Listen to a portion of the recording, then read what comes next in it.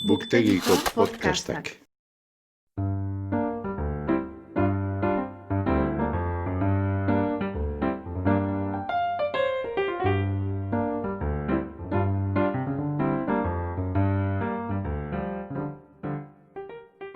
Ongi etorri Xerezaderen Artxiboa literatur podcastera. Podcasta hau egiten dugu Saioaga Bikagoge Askoak, Jasone Larrinagak eta Ana Moralesek Bilbo Hiria Irratiko estudioan.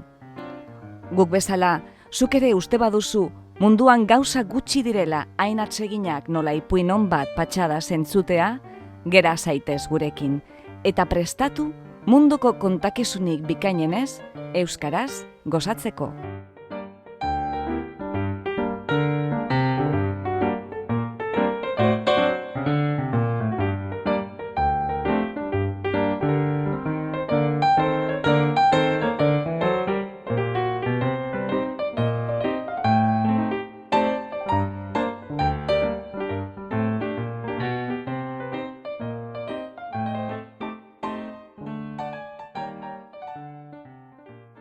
Gaur, Xerezaderen Artxiboan, Masetto de Lanporekioren ipuina, Dekameroia liburutik hartua. Egilea, Giovanni Boccaccio. Itzultzailea, Matias Mujika. Giovanni Boccacciok 1351 amaitu zuen Dekameroia. Izurrite beltzak Florentzia astindu ostetxoan, alegia. Eta izurrite beltza da, hain zuzen ere, liburuaren markoa. Gaixotasun horretatik iesi, 10 gazte, 7 emakume eta 3 gizon, mendialdeko bila batean gorde dira.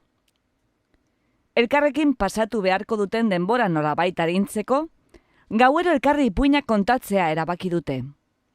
Gau bakoitzean, taldeko kide bat izango da erregea edo erregina.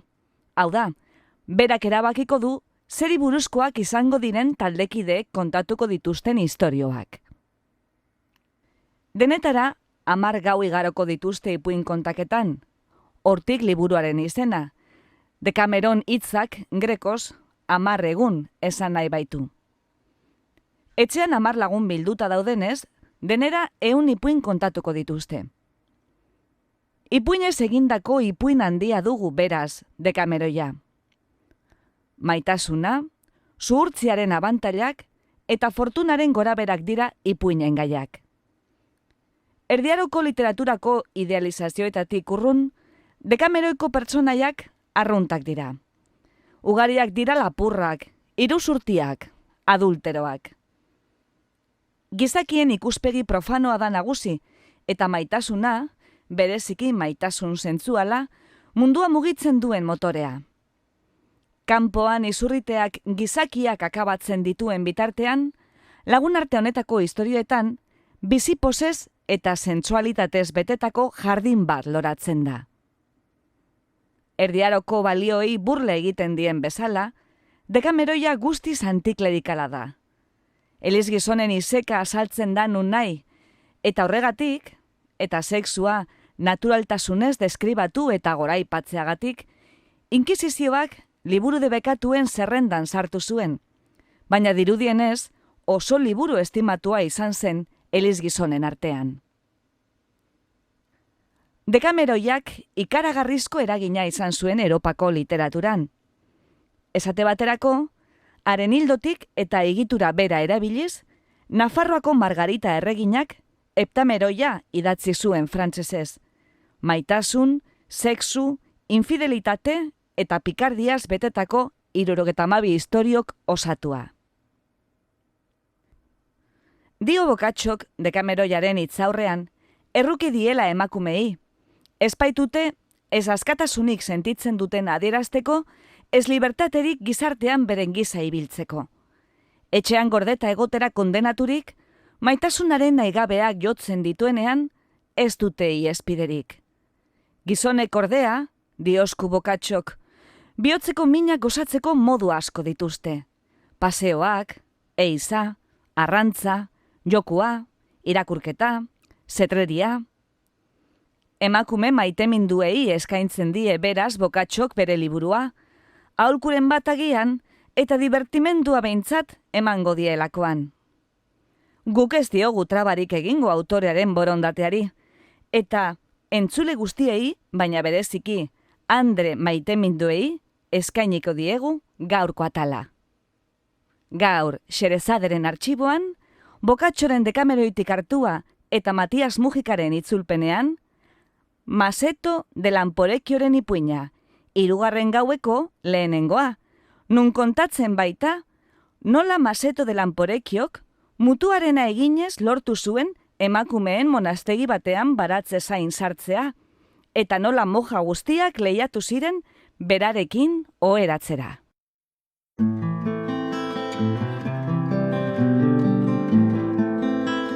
Dama txitederrak. Makina bat gizonek eta emakumeek, eroa lehenak, errazegi uste izaten dute ze neska gazte bati buruan oial zuria edo soinean abitu beltza jarri orduko, bertan emakume izateari utzi eta emakume gurariak ez dituela ja sentitzen. Moja egitean arrizko egin balute bezala. Eta beren uste horren kontrako ezera ditzen badute, haserretzen dira naturaren kontra bidegabe handia eta kriminala egin balitz bezala. Pentsatu edo burutan hartu gabe zer gertatzen zaien beraiei, nahi dutena egitea libre dutelarik. Libertate horrek espaititu asetzen. Eta kontuan hartu ere gabe, ze indar handia duten aiziak eta tentazioek. Eta beste makina batek ere, errazegi uste dute, nekazariei, aitzurrak eta palak eta jantzakarrak eta bizimodu deserosoak, erabat kentzen dizkietela haragiaren desioak, eta erabat lakasten diela, bai adimendua eta bai asmamena. Nik ordea, nahi nuke, erreginak horrela agindu baitit, eta egin digun proposamenetik atera gabe, ipuntxo baten bidez argitu, zeinen oker dauden horrela uste dutenak.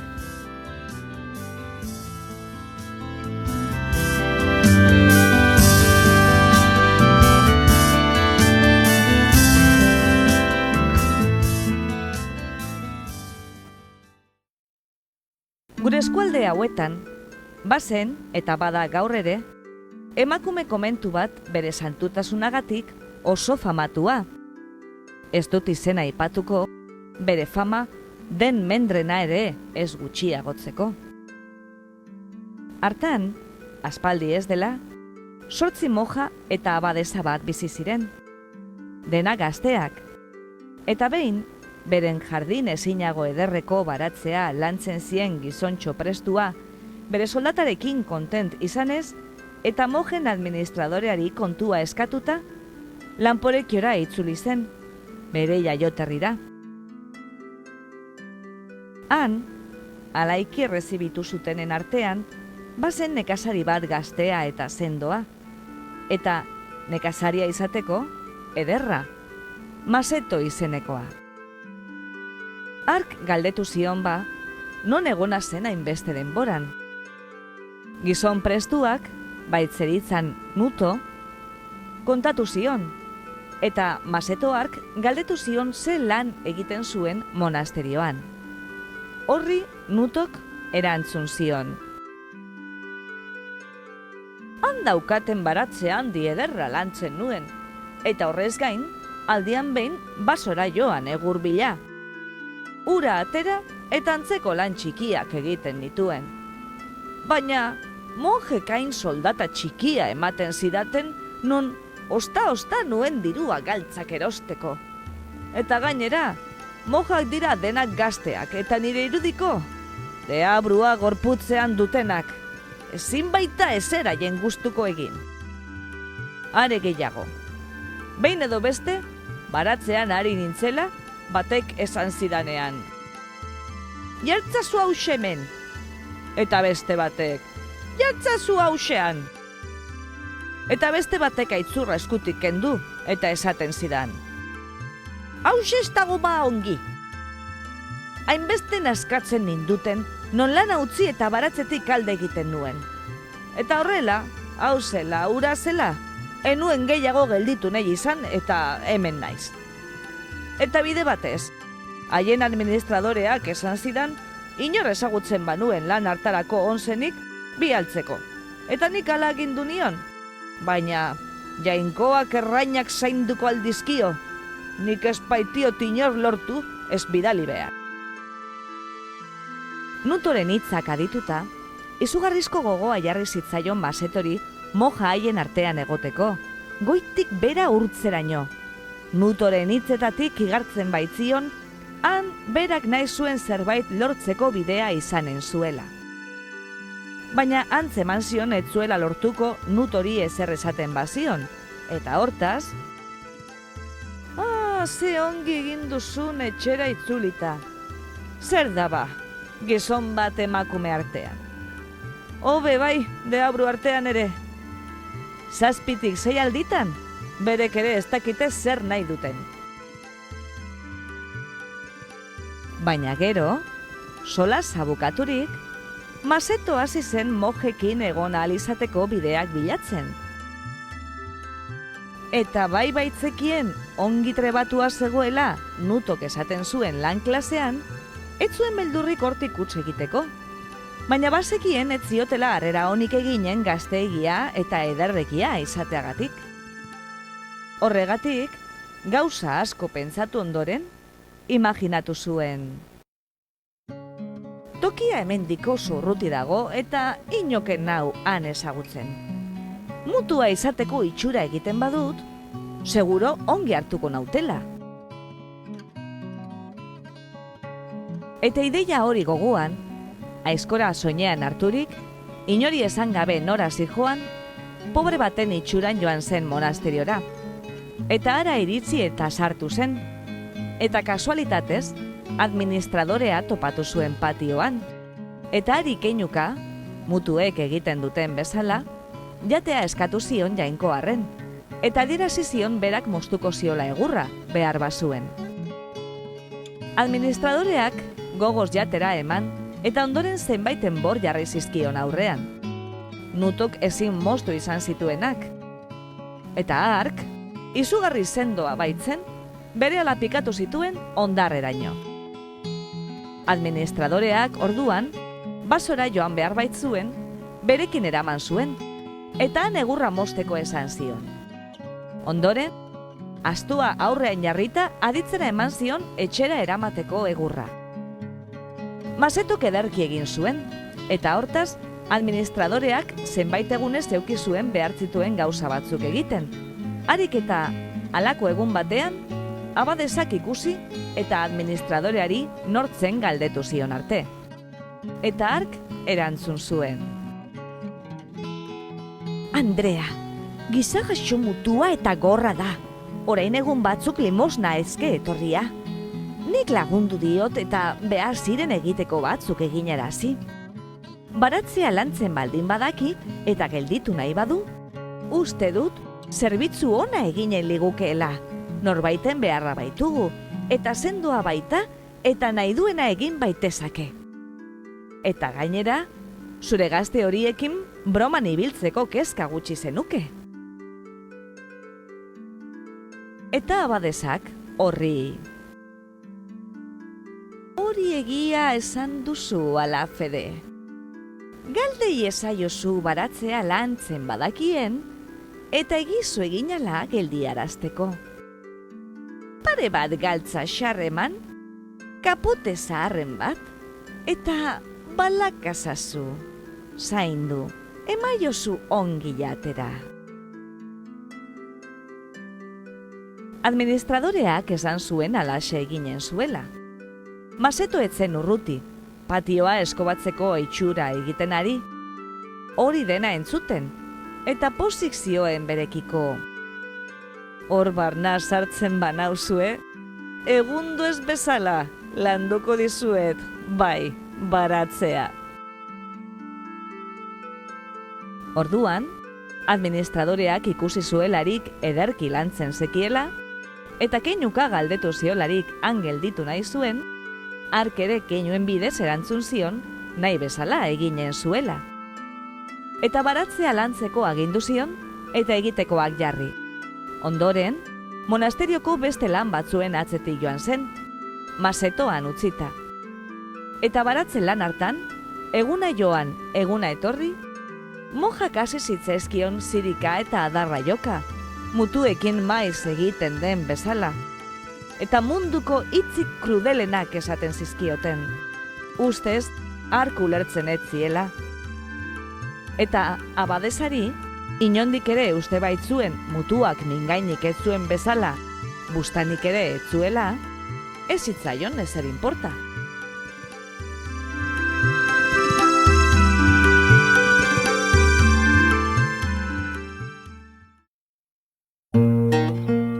Orduan, egun batez, Maseto asko lan egin eta atseden agartzen ari zela, bi mojatxo gazte, baratzetik paseoan, hurbildu ziren Maseto itxuraz lo zegoen tokira.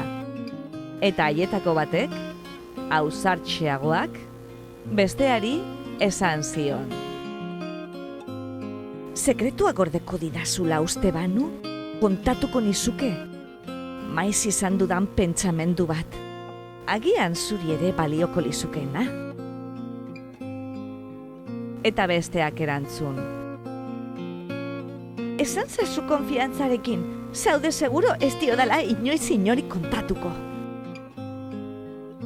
Orduan, ausartori hasi zen. Ez dakit erreparatu diosun nola gauzkaten vigilatuak, eta hemen ez dela gizon bakarrik ere sartzera atrebitzen, non ez den administradorea, zaharra baita, eta gero mutu hau. Eta askotan aditu diet ona etorri diren Andre askori. Munduko gozotasun guztiak, utza direla, emakumea gizonari batzen zaionean sortzen den gozotasunaren aldean.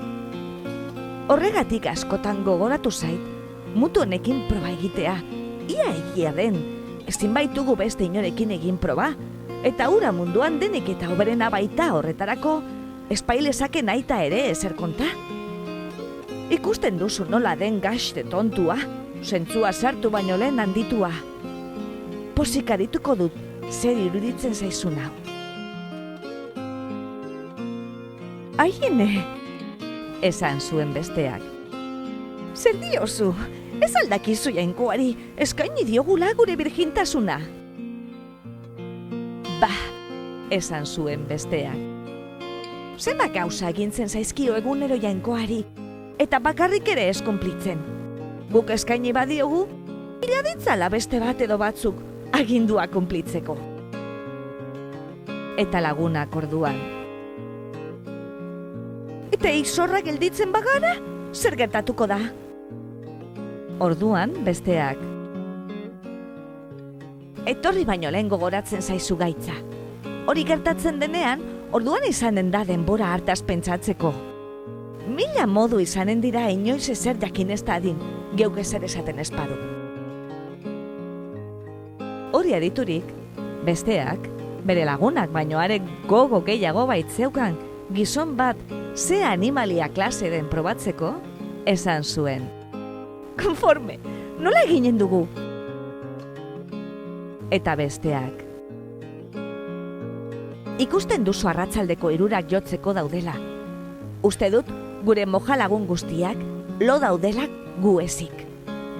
Begira dezagun baratzean ia inor dagoen, eta inor espadago, aski izanen da mutila eskutik hartu, eta horrako etxola horretara eramatea. Non bera euritik babesten den. Eta han, gutako bat arekin barnean dagoela, besteak guardia eginen du. Mutila tontoa da erabat, eta nahi dugun bezala eginen du. Masetok hitz horietatik dena aditzen zuen, eta obeditzeko prest, haietako batek hartzea besterik ez zuen espero. Hortaz, soko guztiak ongi arakatu ondoren, eta inondik ere ezin inok ikusi zituela konprobatuta, solasa hasi zuen mojak, Masetori hurbildu, esnatu, eta Maseto berehala zutik jarri zen. Orduan, mojak, lastantzu eskutik hartu, Masetok barre tontua egiten zuen bitartean, eta etxolara eraman zuen, non ez zion Masetori gehiagitan eskatu behar izan, berak nahi zuena egiteko. Eta lagun leiala baitzen, nahi zuena izan zuenean, besteari utzi zion lekua, eta Masetok, beti ere tontoarena eginaz, gustua eman zion hari ere. Eta hortaz, aldegin aurretik bakoitzak behin baino gehiagotan probatu nahi izan zuen mutuak nola egiten zuen zaldiz, eta ondoren, bien artean solasean maiz esaten zuten gauza gozo ederra zela hura. Jendeak esaten zuen baino gehiago ere bai. Hortaz, ordu egokiak aprobetxatuz, joaten ziren mutuarekin divertitzera.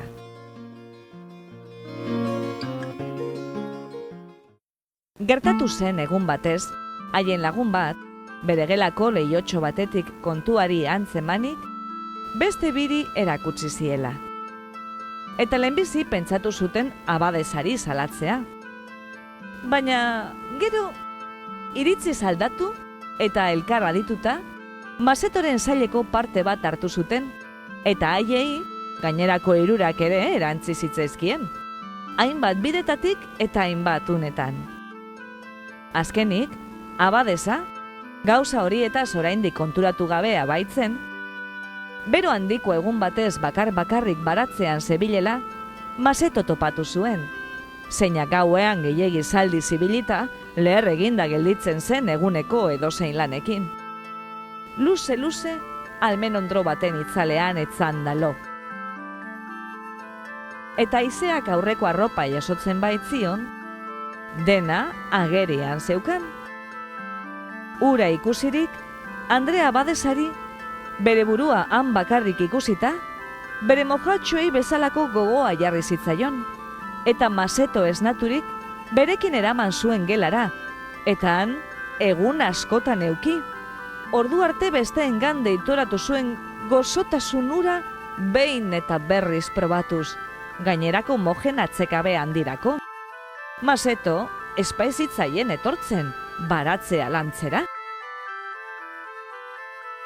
Azkenik, abadezak bere gelara itzultzen utzi eta oso maiz deitzen baitzuen etortzeko, bidezen baino gehiagoko partea hartu zarengandik, Maseto, hainbeste emakume ezin azerik, konturatu zen bere mututasunari eusten bazion kalte handia etortzen ahal zitzaiola. Hortaz, abadezarekin zegoen gau batez, mingaina askatu eta hasi zen esaten.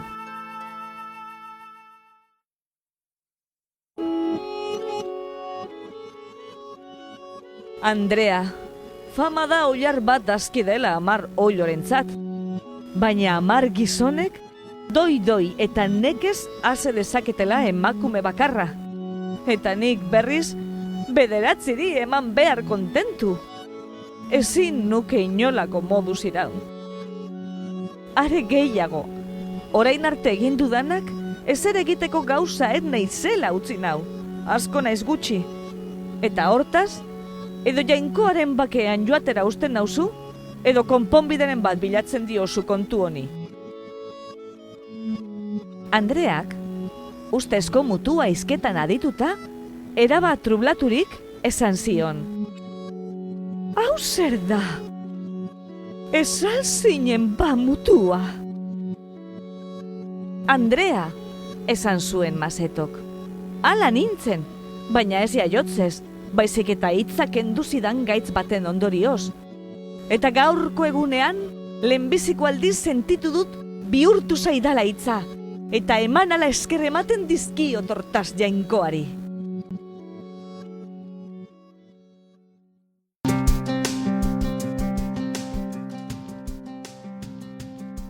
Andrea abadezak sinetzi, eta galdetu zion zer esan nahi zuen, 9 kontentu ematen ziola esatean. Masetok esan, eta abadezak orduan, ulertu zuen beste moja guziak bera baino azkarragoak zirela, eta hortaz, emakume argia baitzen bera ere, Masetori joaten utzi gabe, erabaki zuen bere mojekin konponbidea bilatzea kontu honi, Masetok monasterioaren izen ona ez ikintzeko. Eta nola egun haietan administradorea hila zen, denak konforme jarrita, denek agerian deklaratu zuten eskutuan egin zutena. Eta erabaki zuten, Masetoren poz handirako, inguruko jendeari sinetzaraztea, beren otoitzera monasterioko zaindari zen santuaren merezimendui esker bihurtu zitzaiola Masetori hitza. Eta hortaz, administradore egin zuten, eta ongi eraman alizateko moduan banatu zizkioten lanak. Eta nola lan horien ondorioz, fraidetxo asko sortu ziren, hain diskrezio handian eraman zuten kontua, non inok ez zuen ezer jakin, abadesa hiltzen arte, Maseto zahartua zela eta etxera itzuli nahi zuenean. Eta hori jakin zenean, gogo honez eman zioten baimena. Hala bada, Maseto, zahartua, aitatua eta aberastua, bere umeak ezteko lanik ez gasturik bere gain ez zuela, bere gaztaroa ongi aprobetxatu ondoren, behin aizkora soinean zuela ateratako herrira itzuli zen. Zioela, Kristok horrela tratatzen zuela, koroan adarrak jartzen zizkiona.